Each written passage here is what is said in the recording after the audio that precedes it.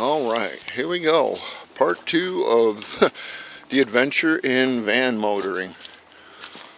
Okay, last time we left off, we were trying to use a Class A motor parts to put a big block in a Class C camper.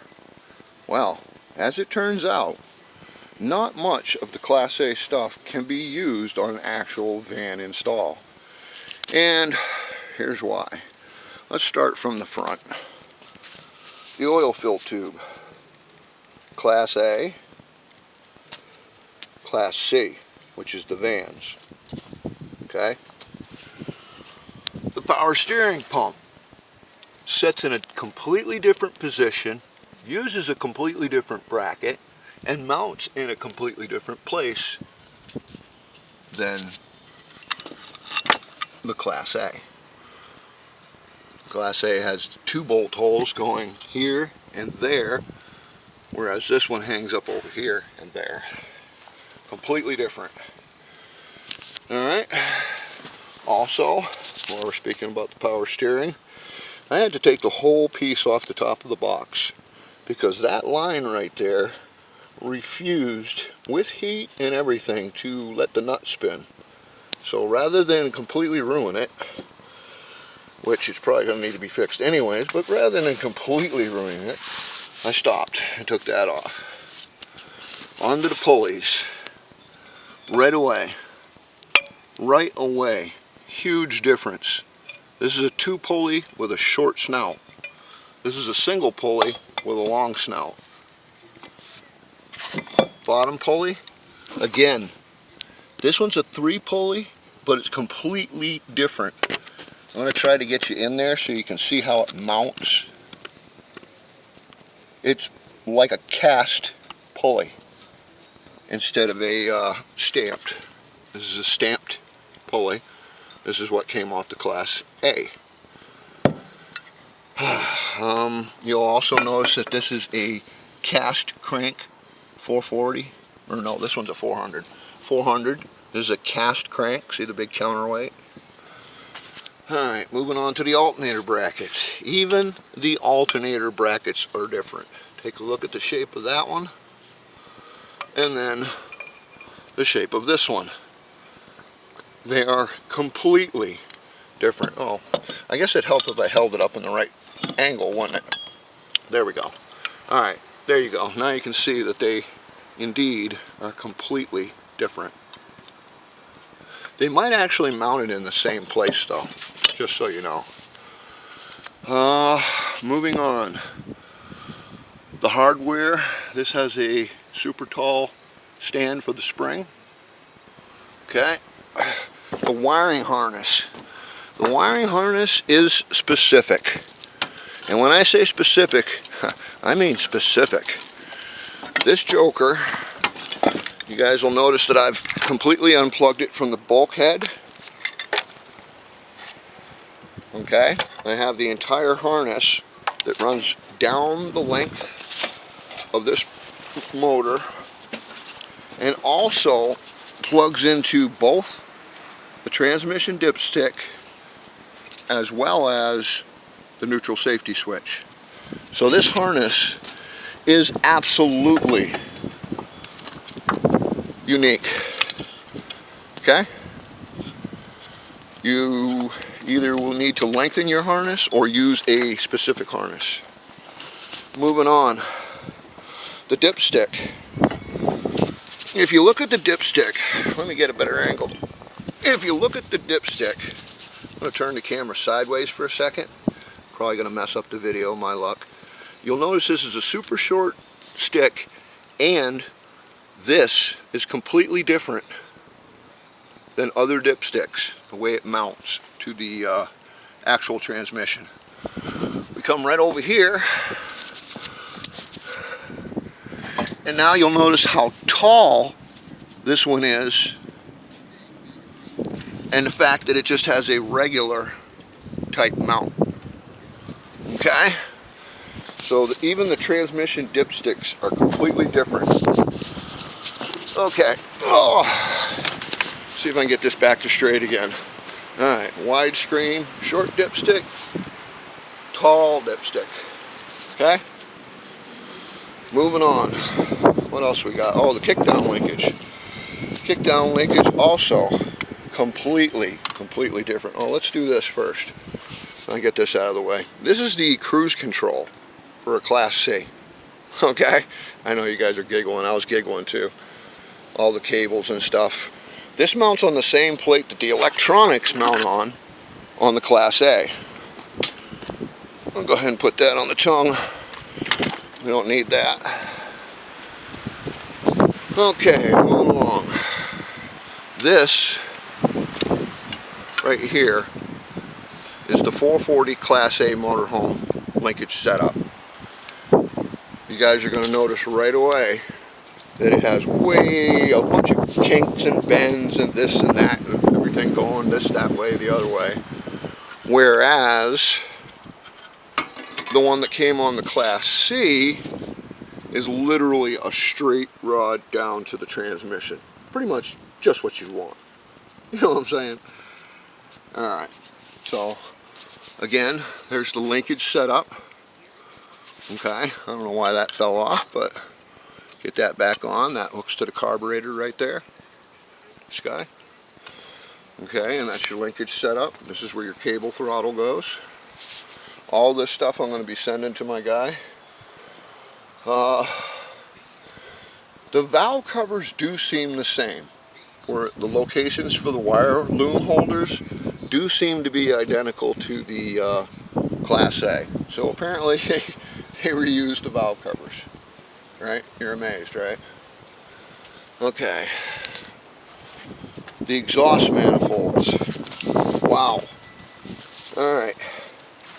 Now I'm not going to say that these are bad exhaust manifolds or anything, but I am going to say that they will require those specialty bolts to put and to use these manifolds. Okay? Now, we compare those to the ones that came out of the Class C. These use regular nuts, and it has a super thick, wide flange going all the way across. No silly shit. Okay? So, obviously those are the manifolds he wants, not these. Because, yeah, I'm not a big fan of this design. I am a big fan of that design, where it just bolts it right on. No chance of warping at all. What else? There was something else. Oh, motor mounts. Oh yeah, that turned out to be a real joy. Let's get these out of the way. So, motor mounts for Class A are shaped like so. Okay? And again, like so. The problem is, that's not going to work in a van. And they aren't even close to being the same. Let's go to the driver's side. First thing you're going to notice, first thing you're going to notice is that they are squishied. They have a squishy side. Squish in and go up. The angles and design are different. Okay? Go over here, hit the other one.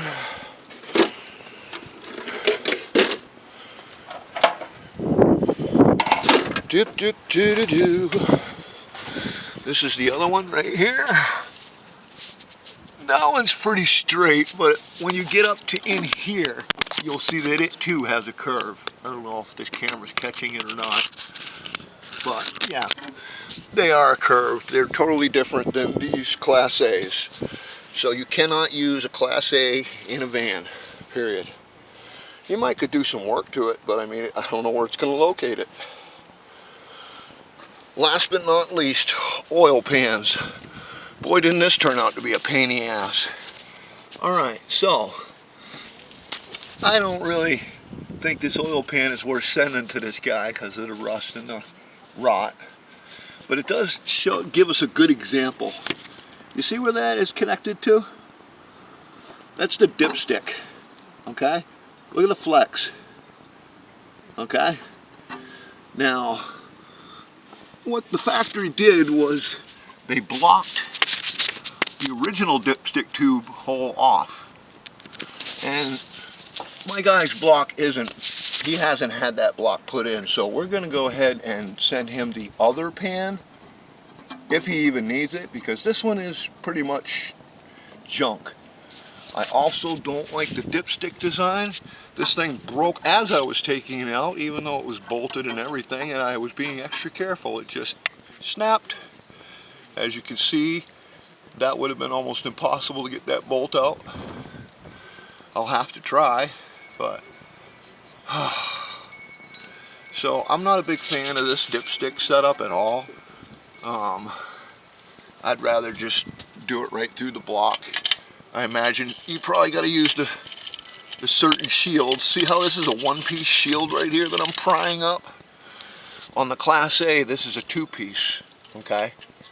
And there's a hole there so the dipstick tube can come right up and you can pull it, which is a hell of a lot easier. If you're going to be checking your oil and your tranny fluid and all that, you're going to be doing it with the cover off, not under the hood. The only place you're going under the hood is to add oil. And even that you can do with the cover off simply by popping a breather and pouring oil. Alright. What have I missed? Because I know I missed something. Sure I did. I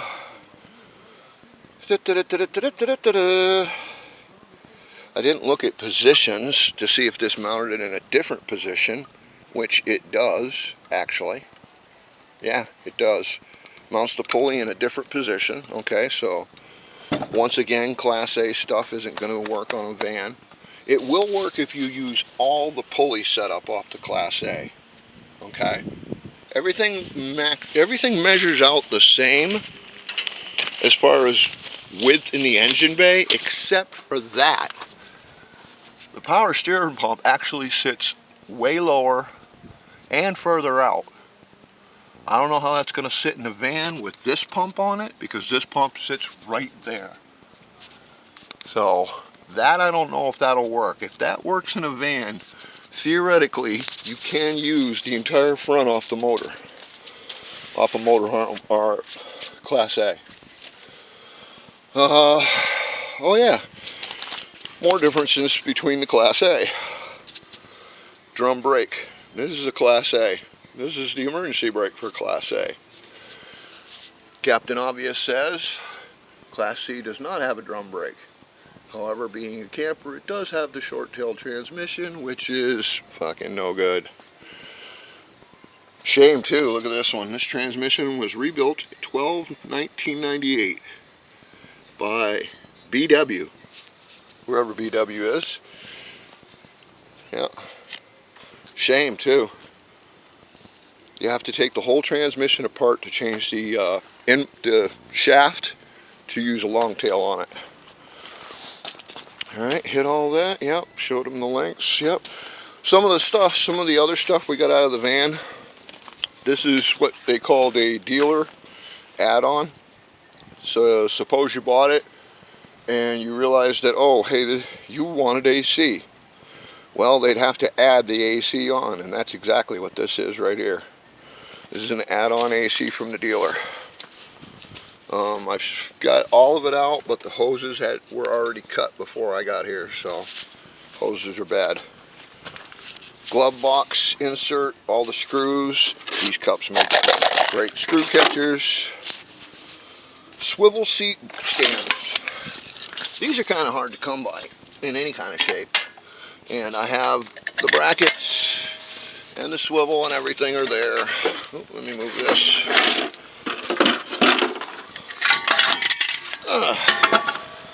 There we go. Oh. Yeah, I should put them like that from the start. There's the handle, all that. The swivels work. I checked them before I took them out. There's cruise control. Never going to use it.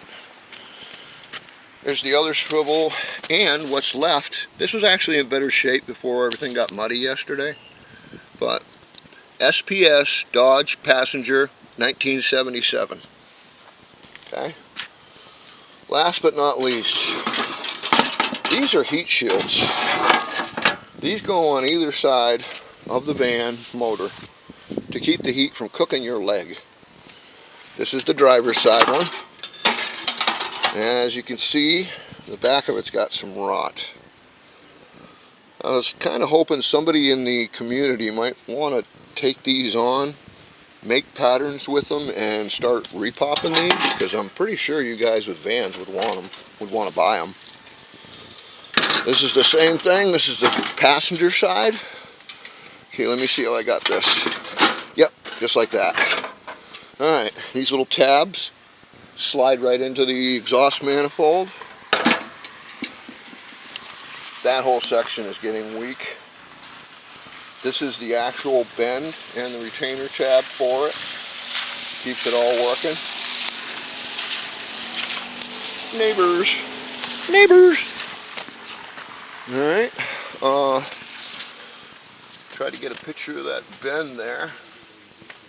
You can see these are just tin, but this right here is actually way thicker than the tin around it. Okay? Probably should put the camera on my hand. Alright. Somebody should repop these, because there's got to be some money in it, and it shouldn't take you long. If you want these to make a pattern out of, and you promise you'll actually make them, you just pay the shipping and I'll send them. What else? Oh, the washer bottle that I managed to get out without breaking, amazingly. Still works. And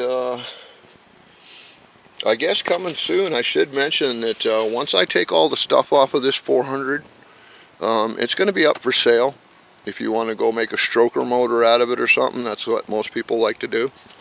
I'll probably sell the motor dirt cheap, 500 bucks. It did spin over. I didn't try to fire it up because it's been sitting for so long, and it did have low miles. Alrighty. Alright. Oh, there's those shields I was talking about on the Class A, which I forgot to look at the size of those exhaust ports. Small. Alright, and this was a 1975 motor, 440. And this was a 1978 400 big block, just so we keep it all straight, okay? Anything else? No, I think that's about it. This actually may have turned out to be a 440 steel crank motor. We got no history on it though, so sadly. Alright, I think I hit all the high notes. And the low notes. Can't think of what else there would be to tell you guys as far as installing these in your vans, besides, hey, don't ever use these old starters. Get a quick start from Dakota or something out of the yard. High torque. Alright, well, I guess that's it. Roscoe, you want to say a few words? Want to say a few words, Roscoe? End of the video? No? He's so shy. That's right. Alright, peace out, people.